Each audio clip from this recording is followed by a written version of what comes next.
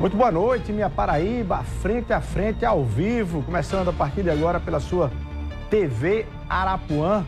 No programa de hoje vamos conversar sobre o Porto de Cabedelo. O nosso convidado é o presidente da Docas, a companhia que administra o Porto de Cabedelo. Estou falando do ex-deputado Ricardo Barbosa, que está aqui conosco.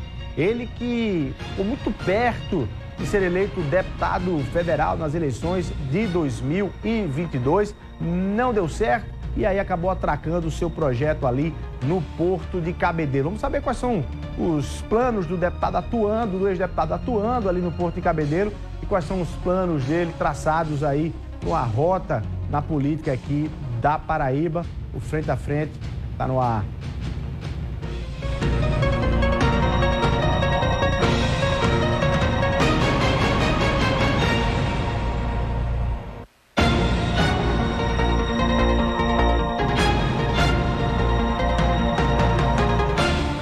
Ricardo Barbosa, muito boa noite. Vou ter dificuldade de não lhe chamar de deputado, viu? Boa noite, obrigado pela presença aqui no Frente a Frente. Boa noite, Luiz Torres. Boa noite às telespectadoras, telespectadores desse prestigiado programa Frente a Frente. Meus cumprimentos a toda a audiência da TV Arapuã e saudação à Paraíba, colocando desde já à sua disposição. Você estava me dizendo agora há pouco que fazia ali, desde o final das eleições, que você não tinha dado entrevista ainda em estúdio, pelo menos. É a primeira sua entrevista desde o resultado das eleições, né? É verdade, eu não havia dado nenhuma entrevista. Na Assembleia ali, na última sessão, os jornalistas me perguntaram alguma coisa e eu respondi, aquela época para onde é que ia e tal, mas assim, sem caráter de entrevista. E agora, né?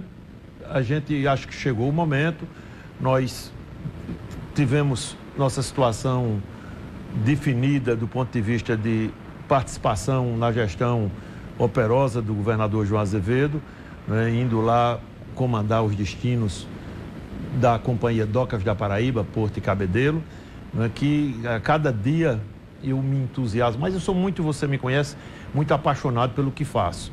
E o Porto, não é um desafio, um dos maiores desafios de minha trajetória político-pública. Eu já tive a oportunidade, graças a Deus, de ser secretário de Estado. Acho que isso é um recorde, não creio que nenhum outro paraibano tenha merecido esse privilégio de 11 vezes secretário de Estado. 11 vezes secretário de Estado. De quantas pastas? Eu vou me lembrar da SECOM, inclusive, 7 né? pastas da SECOM, fui 2 vezes. Chefe Suplan, chefe de gabinete, secretário de obras do PAC, secretário de gestão, secretário adjunto de planejamento, secretário institucional em Brasília, várias vezes.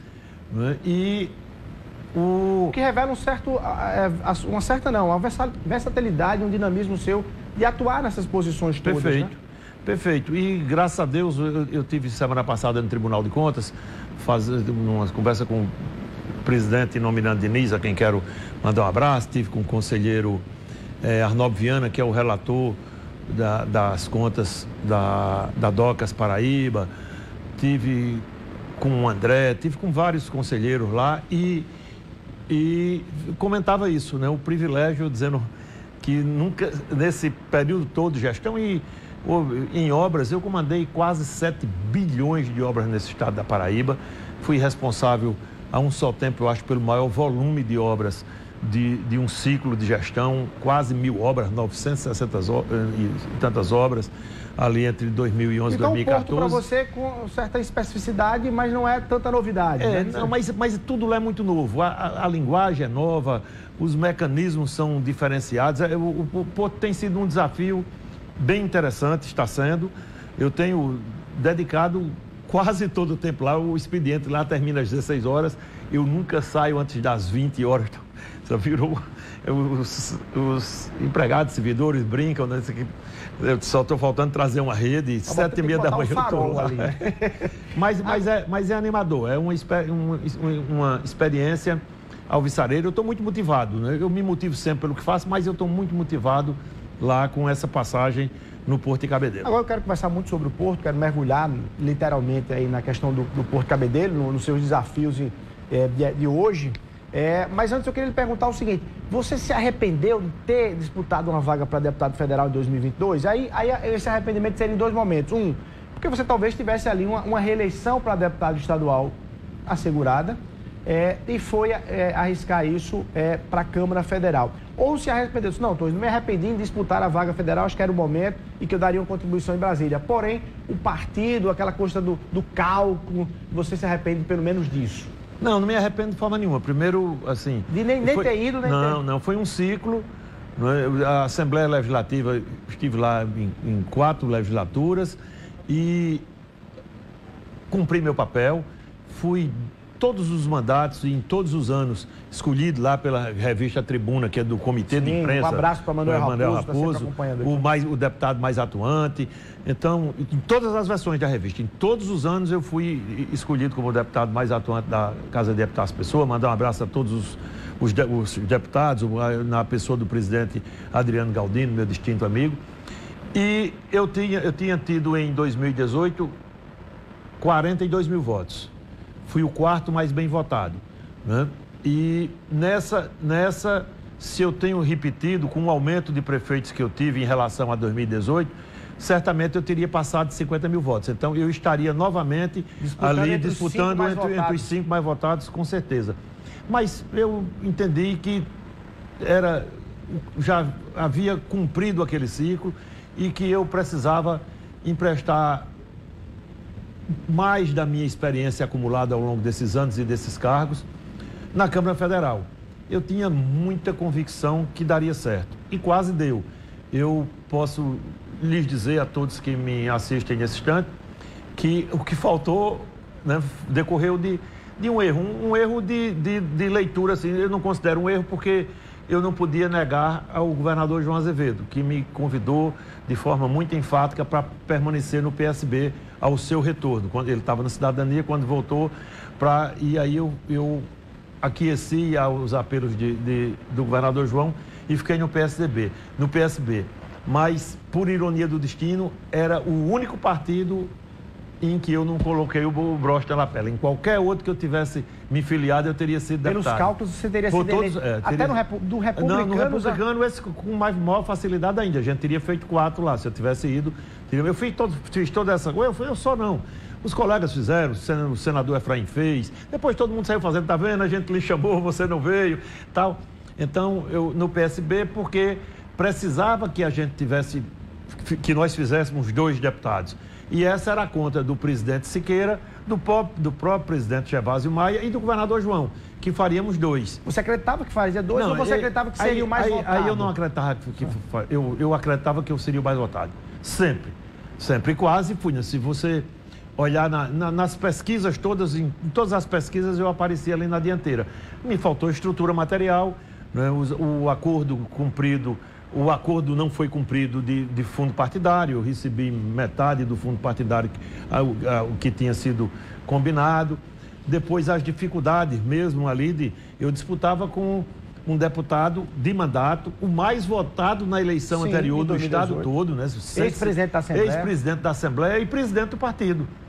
Né? E aí a gente meio que errou na formatação, né, da chapa. E eu tinha convicção que não fazia 2, mas eu tinha igual convicção que ganhava para ele, e aí perdi. Ricardo, ao revelar isso, que acordos não foram cumpridos e que você, de certa forma, foi para esse sacrifício, enfim, com... Acordo do ponto de vista partidário. Partidário, né? Do fundo partidário. Essa ferida foi fechada? Já foi fechada? Não, não? Como é que você trata dela hoje? Eu não tenho, assim... Passou, página virada.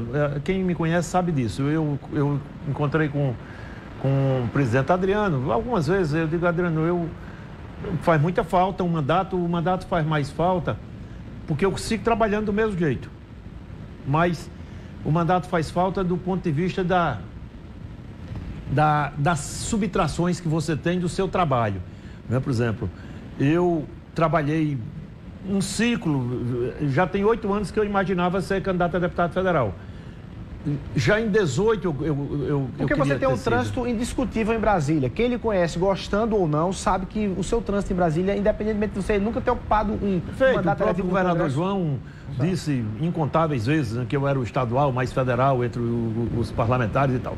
Mas o que causa assim desconforto, eu não tenho nenhum sentimento de perda, assim, de minha vida foi-se aos pedaços e tal. Nenhum. É que a luta, o trabalho, por exemplo, para conquistar os prefeitos que eu conquistei, foi com muito trabalho. Foi nas cidades 80 vezes, 100 vezes. Tem cidade ali no Vale do Mamanguape, tem cidade que eu fui mais de 100 vezes. E aí, de repente, você fica sem um mandato, os prefeitos precisam de emendas, de recursos para as suas gestões, e aí faz a opção por um deputado com broche na lapela, né? Um deputado de mandato. Então, o que me foi mais difícil assim de compreender foi isso, é que eu estava no melhor momento de toda a minha trajetória político-pública, no melhor momento. Sim, a certeza que era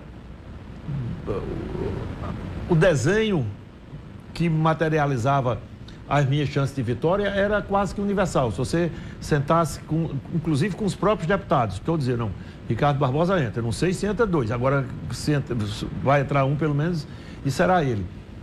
E aí, de repente, isso deu errado por pouco, 5 mil votos, né? E eu fui até 90% da apuração, eu era deputado eleito. Liderando. Liderando, houve colegas jornalistas que disseram aqui, já pode... A gente acompanhou aqui. Não é? Aliás, a gente acompanhou a campanha toda, aquela campanha toda, e em algum momento, uma das grandes disputas, haviam várias disputas ou subdisputas, mas uma das disputas que se acompanhava com certa atenção era de Gervásio Maia versus Ricardo Barbosa, embora vocês estivessem no mesmo bloco, no mesmo partido e na mesma composição política. Você está falando que superou e está demonstrando que superou, mas você, enfim, se sente traído pelo partido nesse sentido, assim, ou superou mesmo? Você senta hoje com o Gervásio Maia e conversa normalmente? Eu tenho tido poucas oportunidades, mas todas as vezes que eu encontrei, ou em Brasília ou aqui, batemos papo, não, sabe...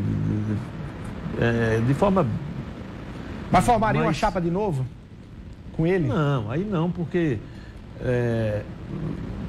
assim, não é nem que não, depende do desenho. Se eu for voltar a disputar uma cadeira na Câmara Federal, né, aí eu vou melhorar a minha matemática, né? Não dá para ir mais assim, né, na dúvida, porque eu esperava convictamente, essa foi assim, a maior força, a maior motivação é que eu tinha certeza que ganhava. E eu não ia ter que estar dando desculpa, porque todo mundo sabia da minha ligação com o governador João. A Paraíba sabe da minha ligação antes, durante e para o futuro. Eu tenho com o governador João o melhor relacionamento, a maior admiração, tenho com ele uma relação cotidiana. E eu ia ter que ficar me explicando, se eu saio do partido, né, ia ter que ficar me explicando por que saí. Então, aí lá vai, eu pesava que no voto, como eu tinha muita confiança que no voto eu ganharia para o deputado Gervásio, então eu digo, além de não ter que estar me desculpando, eu ainda trago para mim o conforto de, assim, das pessoas identificarem quem era mais próximo de João, Ricardo ou Gervásio? Ricardo. Então as pessoas, não, a gente vota com, ainda tinha... agregava, né, esse hipotético valor. E aí fiquei, passou, né, eu já, assim, eu não... A forma que eu encontrei de enfrentar esse problema frontalmente foi para Brasília, no dia da posse. Estava no Senado Federal, dentro ali do Senado, no dia da posse. Ou seja, você usou aquela... até psicólogo assim, vá na ferida e bota o dedo na ferida. Passará de uma vez, porque aí para não ficar e tal. Então hoje eu assisto ali Globo News, vou para Brasília, já fui umas 4 vezes nesse período, né, para tratar de assuntos do Porto. Início assim, vamos falar numa palavra mais forte, de depressão, mas você chegou a ter um impacto forte. Não, graças a Deus, depressão passou longe, não tive nenhum insight de depressão. Não, assim, você fica meio, e eu terminei não concluindo, o que me abateu, né, na verdade, um pouco, foram as subtrações, né? Prefeitos, por exemplo, que eu dediquei aí 8 anos, 4 no mínimo, de atenção, e aí, por exemplo, uns poucos, mas tiveram alguns desses, e aí você saber que ele estava com outro deputado pelas redes sociais, né? Assim, sem nenhum telefonema. Aí você viu que, rapaz, eu lutei tanto, eu fiz tanto, e o sujeito nem para ligar para mim, para saber se, né, qual é o meu pensamento. Mas a ingratidão me parece que é um ingrediente da política. É próprio, então, mas isso... Mas ainda a constatação machuca, né? A constatação machuca um pouco. Mas tudo isso é absolutamente superado. Eu não guardo mágoa. Faria de novo. Eu fui candidato a deputado federal porque eu tinha certeza de que eu queria isso, que eu queria representar a Paraíba no Congresso Nacional e tenho certeza, com perdão da imodéstia, que daria lá uma grande contribuição ao Estado da Paraíba. Tenho certeza que eu faria o meu mandato ecoar nacionalmente, mas aí Deus traçou outro destino. Por enquanto agora é Porto e Cabedelo e estou fazendo o melhor que posso lá. E aí passou, vamos pensar para frente, por que Porto de Cabedelo, Ricardo? Eu tinha várias possibilidades dentro do governo, João, por esse passado de ter sido secretário de diversas pastas, né, por 11 vezes. Você se encaixaria em vários lugares.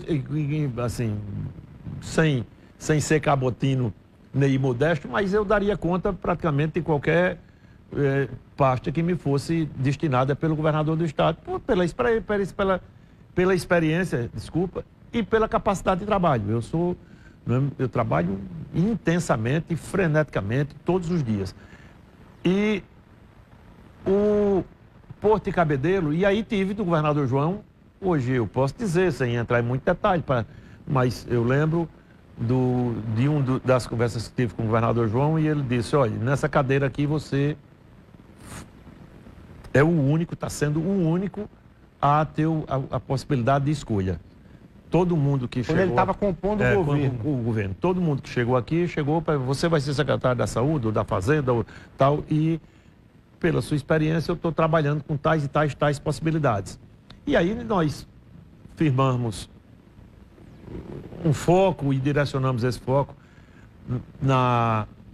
no Porto de Cabedelo, porque aí, além da gente precisar, assim, dar uma incrementada no Porto, meu Porto teve lá uma condução pela doutora Gilmara, longeva, ficou lá quase 10 anos, de uns 10, 8 como presidente, e fez o que esteve ao alcance dela, mas a gente o governo priorizou essa ação. O governador João me deu como missão, né, de a gente alavancar o Porto como um vetor de desenvolvimento regional, e a gente fala disso um pouco mais na sequência, e também, e concomitantemente, com a possibilidade de eu colocar meu nome à disputa da Prefeitura de Cabedelo em 2024. Ou seja, então, eu ia lhe perguntar isso, isso foi um atrativo. Isso foi um atrativo, Ou seja, foi também uma motivação dos itens para motivar que ali seria literalmente um porto, uma plataforma também de se construir esse nome. Porque estou morando em Cabedelo, né? Estou ainda provisoriamente, mas estou agora, daqui a mais 8, 10 dias, eu tenho casa ali em Lucena, que é vizinho, atravessa a balsa de Lucena, e aluguei um apartamento ali na época da campanha, aqui em João Pessoa, né? Ali em Tambaú. E aí fico nesse trânsito. Com agora morando no Porto, como praticamente eu estou, aí vou fixar em definitivo residência. Eu passei uns dias num apartamento cedido de amigo, mas aí agora eu vou fixar residência em Cabedelo, independente do porvir, independente da candidatura, de se serei candidato ou não, porque também isso é uma construção. A gente tem noção e ciência das dificuldades do enfrentamento numa cidade do Porto de Cabedelo, né? Um prefeito que tem 8 anos de gestão, com um controle ali, né, bastante personal, e aí faz parte do estilo, não me cabe fazer juízo de valor a esse respeito. Uma administração, né, regular, né, ali, em alguns setores até boa, em outros regular, e em alguns casos merece reparos e a oposição tem feito críticas, que a gente, se houver espaço e oportunidade, a gente traçará isso aqui ao longo da entrevista, mas nenhum problema de natureza pessoal, nem com ele, com o prefeito, nem com ninguém, até porque não vou enfrentá-lo nas urnas se eu for candidato, né? Ele não poderá ser, está cumprindo o seu segundo mandato, tem que subestabelecer a candidatura para alguém da sua confiança e o que vai me motivar na condição de candidato, né, se ela vier a ocorrer, é exatamente o trabalho que eu possa desenvolver em prol da cidade de Cabedelo no Porto. Acho que vamos ter resultados fantásticos no Porto aí em breve tempo, mercê desse trabalho, da continuidade do trabalho e dos avanços que a gente tem implementado com a ajuda do secretário Deusdete, que é presidente do Conselho de Administração do Porto, meu amigo pessoal e um gigante, né, em gestão pública e em obra, do próprio governador João Azevedo. Eu vou querer saber desses reflexos do Porto ali para o município de Cabedelo, para o cabedelense, para o morador de lá, e também queria tratar a política até um pouco mais lá na frente, mas você me dá aí a oportunidade de dizer o seguinte: o prefeito Vitor Hugo, sentado onde você está, aqui no Frente a Frente, numa entrevista lá atrás, analisando a possibilidade de uma candidatura de Ricardo Barbosa, ele foi extremamente, vamos dizer assim, eu ia dizer depreciativo. Cáustico. Mas ele foi bem crítico, para dizer o seguinte: olha, Ricardo Barbosa foi enterrado, jogado lá no Porto de Cabedelo, que é uma espécie de compensação para políticos que acabam não tendo ali, não estão dando certo, vai-se embora ali para o Porto de Cabedelo e afundam lá. Como é que você recebe isso? Você tem ouvido isso? Aí, aliás, ele falou outras coisas nas outras entrevistas que tem dado nesse sentido, tem ele provocado nesse sentido. Como é que você responde? Ele já aprimorou o conceito. Ele disse que eu sou um candidato vagalume, né? Que acende e apaga. Com candidaturas que acende e apaga. Ele chama de forasteiro. Como é que você rebate tudo isso? Forasteiro. É difícil estabelecer linha de discordância, até de defesa, né? De reparos a essas críticas, porque ele é muito descompensado verbalmente, né? Ele não tem, assim, ele vai, ataca, tira e diz que eu sou o maior homem do mundo, o maior gestor, que fiz muito bem a Paraíba, mas depois diz que eu não posso ser candidato porque sou forasteiro. Aí lamenta que meu querido amigo, irmão, Tróclio Júnior, não tenha sido prefeito. Na última entrevista que ele deu em Campina Grande, ele disse que minha candidatura é vagalume, que eu estou lá, que eu cheguei lá porque o João colocou que ali é um depósito de políticos mal-sucedidos. Eu nem me recordo, para lhe ser sincero aos que me assistem nesse instante, nos últimos 20 anos, de nenhum presidente da Companhia Docas que tenha sido candidato e derrotado. Nenhum, porque desde... Gilmar, antes de Gilmar... Antes de Gilmara foi... Wagner? Não, o Wilber. O Wilber, né? Foi ele não que... eram políticos, né? Nunca foi político, nunca foi nada. Um empresário, bem-sucedido empresário, mora no exterior. Antes de Wilber, foi lá atrás, no governo Cássio, teve Melo, que era até uma indicação que era outro técnico, uma indicação do deputado Wellington Roberto. Teve Breckfeld, também técnico. Eu não sei, sabe? Eu não quero forçar muito a mente aqui, porque achei tão comezinho essa argumentação dele, tão risível até, mas não creio que tenha tido nenhum ex-deputado, deputado federal derrotado, deputado estadual, o prefeito, não sei, não me ocorre, não me vem à memória nenhuma lembrança dos últimos 20 anos, né? Na época de Ronaldo, quem foi? Eu acho que de Ronaldo para cá não teve nenhum político. Eu me lembro de Deda, ex-prefeito de Cabedelo, que em algum momento... um momento lá que era vice-presidente, aí assumiu lá um período, mais coisa dessa natureza. Então, eu fiquei ouvindo essa última entrevista dele, e aí consegui de todas as análises que ele fez, de todas, assim, tido como denúncia e como prefeito de Cabedelo, vou cobrar disso, o povo tem que saber, o governador tem que... de todas, assim, ele passou uma hora lá no programa, eu só enxerguei uma verdade na fala dele, que eu trabalhei muito pela Paraíba. Ele disse isso? Ele disse. Ele começa dizendo que eu fiz muito nos meus mandatos. Já está dizendo que vai usar esse trecho da fala dele em seu favor. Porque o resto ele diz que a obra do Porto é uma obra que é uma obra milionária, a obra da dragagem, que a obra começou com 50 milhões, vai para 150, a obra começou com 90 milhões e vai terminar em 112 milhões, 115 milhões, está quase terminando. A gente tem acompanhado de perto, eu acompanho, já fui lá ver a dragagem, e ele diz que a draga, só nesse capítulo é uma coisa bastante risível. Ele diz que a empresa que está fazendo não tem know-how nenhum, que ele conversou com um prático lá, e não diz o nome do prático, e que o prático disse que aquilo era enxugar gelo, que a draga que está operando lá não tem estrutura para fazer o desmonte da rocha, que ele chama lá a rosa, que eu nunca ouvi falar nisso. Tem uma rosa lá, que é a rocha eu sei que tem. E fomos lá, eu passei um dia dentro do mar, vendo a draga. Mergulhou? Não, fiquei na balsa. Mas você vê, ela acompanha, ela trazendo rocha, pedaços inteiros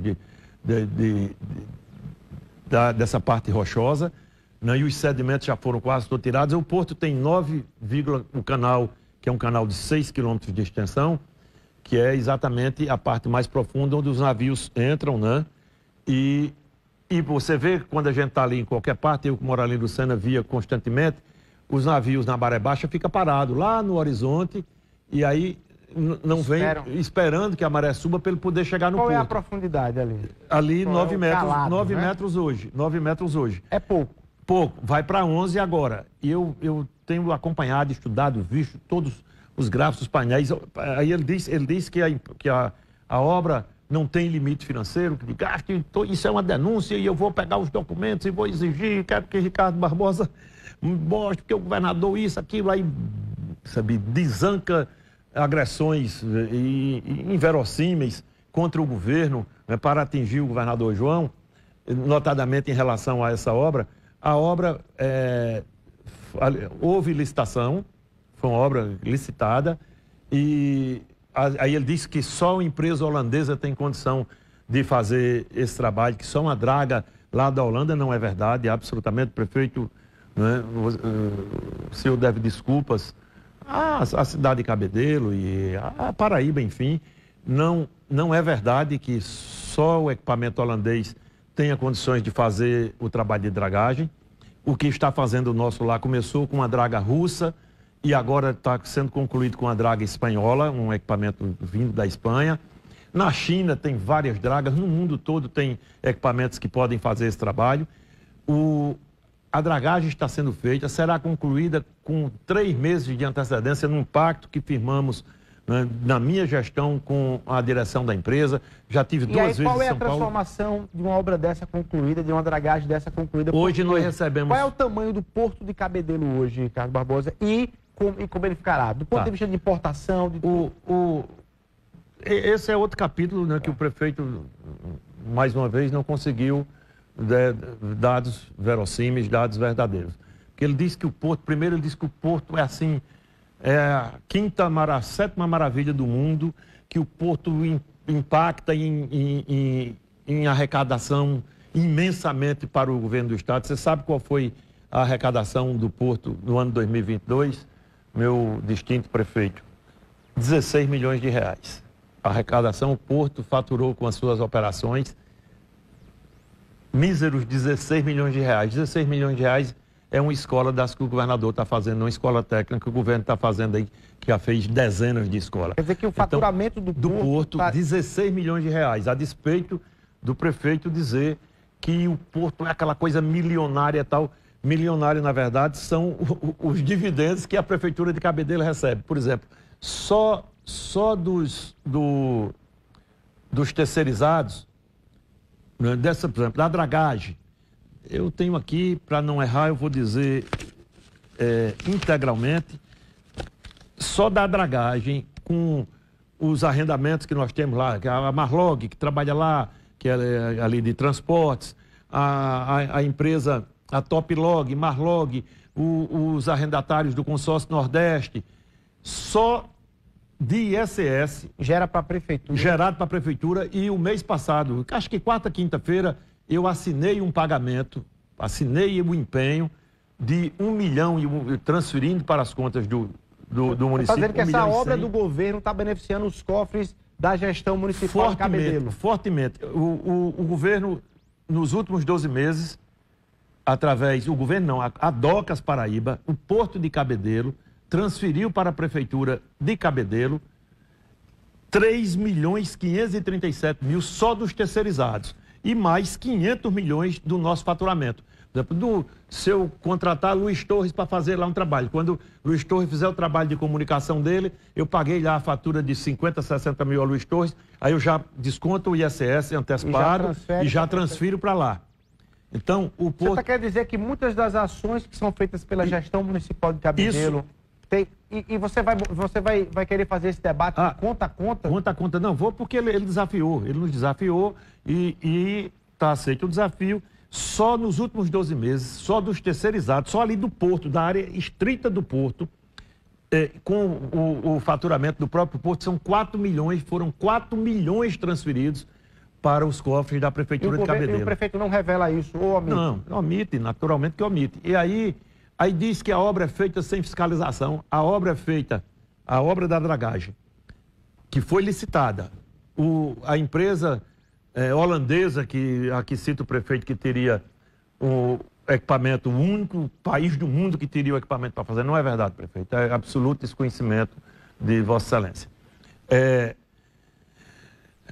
A empresa, a Draga Espanhola está fazendo e vai concluir a obra. Vai concluir com 90 dias de antecedência numa negociação que fizemos para que a obra seja inaugurada, a dragagem seja inaugurada no dia 19 de junho agora. 19 de junho, prefeito. O canal estará todo com 11 metros. Todo com 11 metros. E você me perguntava o que é que muda. É que hoje os nossos navios, o navio de maior porte, de maior capacidade de carga, que atraca no Porto de Cabedelo com esse canal com 9 metros de profundidade, é de 35 mil toneladas. Com 11 metros, nós receberemos navios de 55 mil. Ou seja, incremento quase dobra, de 70 e tantos %.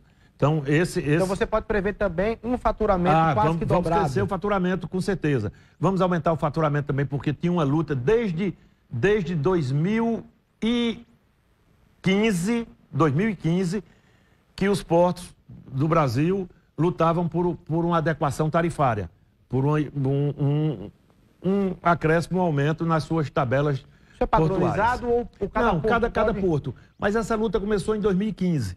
Né? E aí um porto conseguiu, o outro não conseguiu, a Paraíba não houvera conseguido. Desde 2015, a tarifa portuária da Paraíba, que é a mais barata do Brasil, né? Nós temos duas vantagens se tivéssemos um porto com maior capacidade operacional.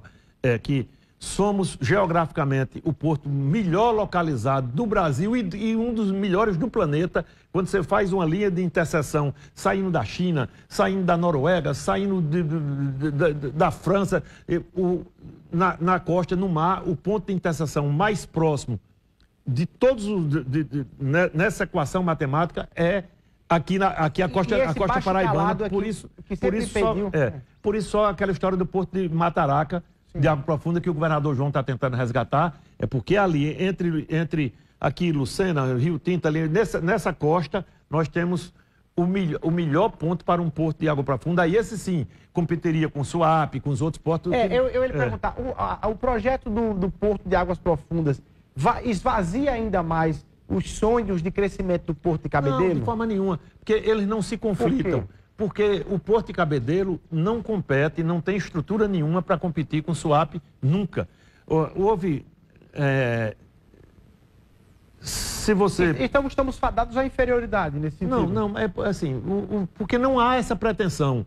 A gente tem que competir com o Porto de Recife, com o Porto de Natal, com o Porto do Ceará sem ser Pecém. O Porto de Suape está entre os 10, aliás, é o único nordestino que está entre os 10 maiores portos do Brasil. O Porto de Suape arrecada arrecada, sem medo de errar, em 3 dias o que nós arrecadamos em 60. Então, a gente não... Isso me faz triste, não feliz, deputado.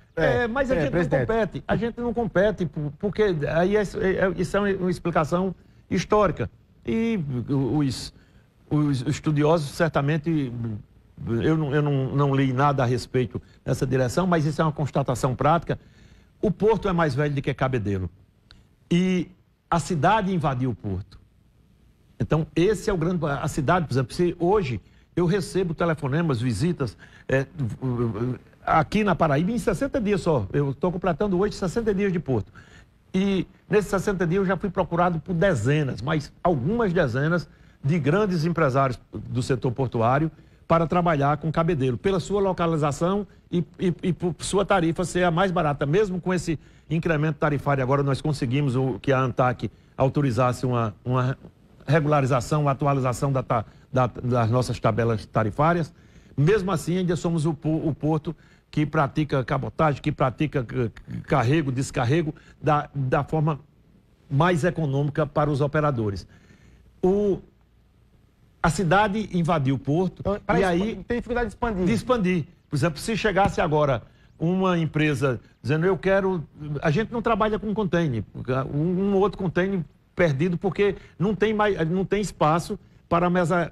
E o porto de Suape, o de Pecém, o de Itaqui, no Maranhão, de Itajaí, Santa Catarina, o Porto de Santos, todos esses portos trabalham notadamente com contêineres, com aqueles navios de carga que vêm carregados de contêiner. A gente não tem capacidade de receber um navio daquele de grande, mesmo depois dos 11 metros, aqueles só para calados, só para canais, né, de mais de 15 metros de profundidade, como é o caso de Suape, que tem 18 metros. A gente vai ficar com 11, né? Suape é entre 16 e 18, mas... E até para aumentar aquele cais ali, nós temos 600 metros 600 metros de cais. 600... Também não, é também uma dificuldade imensa por conta da invasão territorial. Você imagina o que é desapropriar ali as margens, né, do cais, ali as partes ocupadas. Mas qual é a visão do governador João? Fortalecer o Porto de Cabedelo, por isso está investindo 112 milhões na dragagem. Nós estamos em obra, nós temos 5 armazéns no Porto de Cabedelo, 5 armazéns extensos, de 100 metros de fundo, né? E, infelizmente, todos esses 5 armazéns eu encontrei como presidente da Docas Paraíba, todos os 5 armazéns interditados. E é por isso também que o nosso faturamento foi pequeno. Desde 2021, o Ministério do Trabalho, conversei hoje com o chefe do Ministério do Trabalho aqui por telefone, conversei quinta-feira com a auditora do Ministério do Trabalho que promoveu a solicitação de interdição e depois, consequentemente, a própria interdição, pedindo, né, que a gente pudesse rever aquelas interdições, porque há armazéns que não careciam de uma interdição brusca, todos foram fechados, todos os 5. Os 5, nós temos 5, os 5 estão fechados. Você imagina, então, por isso que nós estamos recebendo 8 navios, 9 navios, vamos receber até final da semana, vamos bater um recorde aí dos últimos 2 anos, acho que 11 navios, mas porque a gente não tem onde armazenar presentemente as cargas que chegam por conta dessas interdições. E aí, no passado recente, foram licitados alguns desses armazéns. As empresas terminaram que...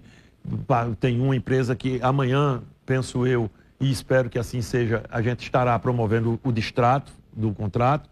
Depois de 1 ano e 4 meses, né, uma obra prevista para 7 meses, já vai com exatamente o dobro e a empresa só executou 51% da obra. Então, a gente vai distratar, isso tudo é perda de tempo. Eu estive no Tribunal de Contas 3 vezes nesses 10 dias tentando convencer aquela egrégia corte a nos autorizar a fazer uma dispensa de licitação pela natureza emergencial, porque o Porto, eu fiz um levantamento rápido para mostrar ao presidente nominando Diniz, e eu fiz quinta-feira passada, já no segundo encontro, em 8 dias que eu tive com ele, e tive com outros conselheiros, inclusive com o conselheiro Arnaldo Viana, que, como eu disse, é o relator das contas da Companhia Docas, nós perdemos só em dois desses armazéns algo em torno de 12 milhões de reais em um ano de cargas que deixaram de ser, por exemplo, a Alpargatas. Vou dar um exemplo concreto. A Alpargatas todo o tempo trabalhou com o Porto de Cabedelo para exportação dos seus produtos. Mas, não está fazendo, está trabalhando. O governo era o mesmo. Não, mas essa não é uma questão do governo. A interdição foi do Ministério do Trabalho. Mas por que razão? Porque, na ótica do Ministério do Trabalho, os galpões ofereciam risco aos trabalhadores portuários.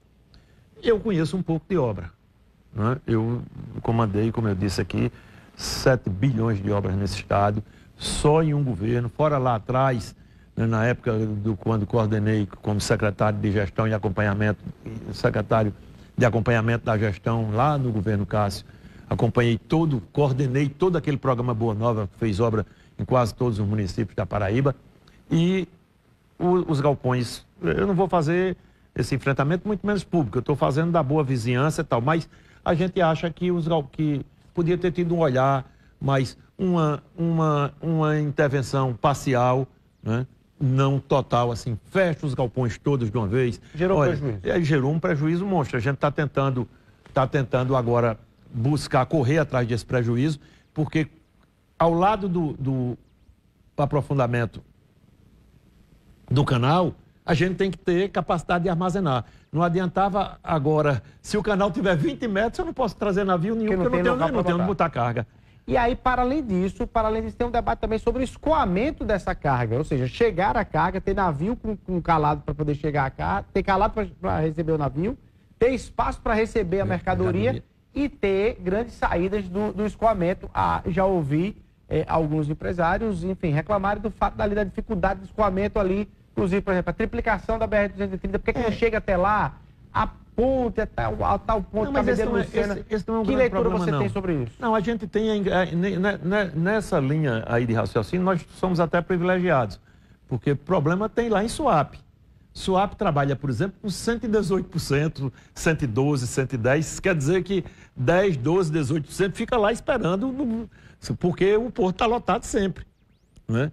Então, esse é um dos apelos nossos, a proximidade, a proximidade de escoamento dessas cargas, né, tanto pela BR-101 quanto pela BR-230. Nós somos responsáveis... Mas podia melhorar essa infraestrutura de Pode, com a triplicação ali, claro que vai melhorar. A triplicação chega lá, não? A ponte é um investimento muito alto. A ponte, não tem... Hoje não há apelo, porque Lucena não tem um potencial turístico ainda, né? Vai desenvolver naturalmente, mas hoje e é uma obra de PPP, porque o governo federal, desde lá o primeiro governo Lula, não faz obras desse porte, né? Aquelas obras de bilhões, 5 bilhões, 7 bilhões, 3 bilhões, isso é coisa do passado, né? No nosso país. Então, teria que ser uma parceria público-privada ou uma obra absolutamente privada. O dinheiro privado, o capital privado, ele só vem se tiver retorno. Eles fazem um estudo de viabilidade. Se tiver viabilidade, eles investem, fazem as captações, vão aos bancos e tal. Eles não têm dificuldade nenhuma de carregar recursos. O problema é ter viabilidade. A ponte Lucena-Cabedelo ainda não nos mostra essa viabilidade econômica. E aí teria que ser uma obra com recursos do governo federal. O governo federal, acabei de dizer, não tem já ao longo da última década nenhum investimento de grande porte no país. Não é só na Paraíba não, em lugar nenhum do país. Então, aguardar. Esse é um cenário que pode se projetar. O Porto de Águas Profundas já é uma coisa mais palatável. Uma obra que deve custar aí na casa de 3 bi, 4 bi, mas aí esse tem um retorno imediato, porque você competiria diretamente com o Suape. Aí a gente ia competir com o Suape, aí competir com o Itaqui no Maranhão, com o Santos, com tudo, porque geograficamente é muito mais econômico para todos esses grandes navios que vêm da Ásia, que passam ali no canal do Panamá, que tem 20 metros de calado, 21 metros de calado, eu acho, entre 18 e 21. Aí, para navios de calado de 21 metros.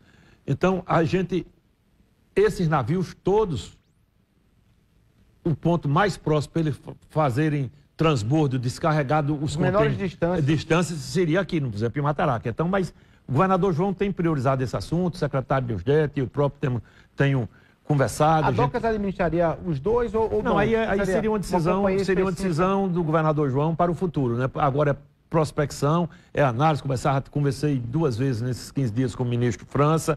O próprio presidente Lula deu uma entrevista, eu não vi, estou tentando rastrear isso, pegar a fala, mas Napoleão de Castro, nosso colega jornalista que participa aqui, lá em Brasília, me disse na última estada minha em Brasília, que no encontro do presidente Lula com os jornalistas do Nordeste, ele anunciou como prioridade para esse ciclo de governo o Porto de Águas Profundas de Mataraca. Eu não consegui ver essa fala do presidente Lula, mas até repassei para o ministro França, que disse, eu não vi também, mas o governador priorizou, nós temos o maior interesse, vamos prospectando, e a gente está trabalhando na fase de anteprojeto, né, porque tem um estudo que não pode ser chamado de projeto, mas um estudo de mais de 10 anos. Naquela época, lembra, foi Maranhão que lançou aqui numa eleição daquelas ali, acho que na reeleição de Cássio.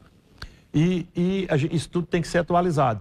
Uma determinação do governador João Azevedo é que a gente investe, e eu estou num esforço medonho nessa direção, que é o terminal do passageiro. É a gente inserir João Pessoa no roteiro turístico da costa nordeste, né? Aí esse é outro problema. Os navios de hoje não são os navios da década passada, em tamanho. O navio maior que aportou aqui em João Pessoa, acho que foi 212 metros e tal. O menor navio que opera na costa nordeste hoje, né, naqueles cruzeiros, tem 293 metros. O maior, 333. Então, o canal vai estar pronto, agora em junho, para receber esse navio do ponto de vista da profundidade, mas esse navio tem que fazer a manobra e no que se chama bacia de evolução para poder voltar. E aí nós não temos, nesse raio, a profundidade de 11 metros. Para um navio de 300 e tantos metros, eu tenho que ter uma bacia de 350 metros linear, né? Formando esse arco para ele poder... A dragagem não resolve? Não, a dragagem não resolve. Tem que ser uma outra obra. O governador já nos autorizou a fazer os contatos, já estamos contactando, já na fase de projeto básico para isso, para ver se a gente consegue, até antes mesmo da conclusão da dragagem do canal, se a gente consegue iniciar essa obra, porque é uma decisão do governador, pela importância que tem o turismo como vetor de incremento à economia de todo o estado, de toda a nação, e, em particular, pelos investimentos e esforços que o governador João vem fazendo, coisa que remonta a 30 anos passado e nunca saiu do papel, e agora é uma efetividade, que é o Polo Turístico Cabo Branco, né, que já tem 2 resorts sendo construídos. A porta de entrada poderia ser pelo porto? Não, aí será pelo porto, naturalmente. Qual é a sua visão? A gente está vendo um debate aí, alguns postos esses que você citou aí, nos maiores do Brasil, que estão passando por um processo de discussão de privatização. Você acha que corre o risco do Porto Cabedelo entrar numa lista dessa aí? Não, dificilmente, porque primeiro que qual é a sua visão sobre privatização? Não, a gente conseguiu, agora o governador João, também no esforço hercúleo do governador João, em meio a esse cenário de privatização promovido pelo ex-presidente Jair Bolsonaro, o governador João conseguiu, ano passado, ali nos estertores do governo Bolsonaro, renovar por mais 25 anos a nossa licença para que o Porto de Cabedelo continue do Estado. Então, até por isso, e os investimentos que o governador vem fazendo, agora esses 112 milhões, nós estamos gastando aí, investindo 10 milhões na recuperação desses armazéns, a ideia é até o final do ano todos estarem, né, entregues, né, para a operação. Estamos agora, ao final de maio, concluindo uma obra de subestação para ter reforçando, pensando inclusive no futuro. Aí, se mais tarde a gente tiver terminal de contêineres, se a gente tiver tudo isso, a gente já vai ter suporte elétrico e energético para suprir as demandas do Porto, uma obra de 5,5 milhões de reais. Nós investimos essa obra está paralisada e a gente vai relicitar dentro da pavimentação. Nós temos aí em caixa algo, fruto das parcerias dos arrendamentos com os parceiros portuários, algo em torno de 13 a 15 milhões para uma obra de pavimentação, toda a requalificação do pavimento do porto, que está bem deteriorado, que tem lá dezenas de anos sem uma ação efetiva nisso. E aí, junto com a pavimentação, concluiremos a drenagem, que teve início e foi paralisada a obra recentemente. E estamos trabalhando com recurso. O governador está se preparando com recursos próprios ou com uma operação de empréstimo que está sendo aí acompanhada pelo secretário do Planejamento, doutor Gilmar, e pelo secretário Diosdete, para, se for o caso, examinarmos até a possibilidade de empréstimo para esse terminal de passageiros, que num estudo preliminar que a gente está concluindo, deverá orbitar em torno de 80 milhões de reais. E a gente pode receber até quantos passageiros aí? Tem alguma previsão já? Não, a ideia dando certo é para que a gente se insira no contexto de 2024. Se você for comprar hoje uma passagem, um cruzeiro para 2024, dificilmente você vai encontrar, porque não saiu o calendário de 2024 ainda. Até outubro eles fecham. Então a gente precisa provar a MSC, a Royal Caribe, tal, que nós teremos estrutura para receber navios, esses grandes navios turísticos de passageiros, chamados cruzeiros, para que eles coloquem João Pessoa como destino. Por falar nisso, presidente, o estaleiro de Lucena, no caso, né? Aí não é em Cabedelo, seria em Lucena, mas está dentro daquele complexo ali, e me parece que até faria com que o porto se movimentasse ainda mais. Qual é a informação que você tem? Só no papel aqui dali? Não, o estaleiro deu uma recuada grande, assim, daquela expectativa que se tinha que era uma obra iminente, deixou de ser, por problemas dos parceiros financiadores da obra. E eram chineses? Eram chineses, grupos, né, grandes grupos chineses, mas esse assunto não está sobrestado por completo, continua ali na prateleira da Secretaria do Planejamento para as futuras PPPs, né, e a gente está aguardando aí o desdobramento dessa dinâmica. Tem previsão de concurso público para o Porto de Cabedelo? Você responde daqui a pouquinho. Vamos rapidinho para o intervalo comercial e a gente volta conversando aqui com o presidente da Companhia Docas, que administra o Porto de Cabedelo. Estou falando de Ricardo Barbosa. Um minutinho, a gente volta.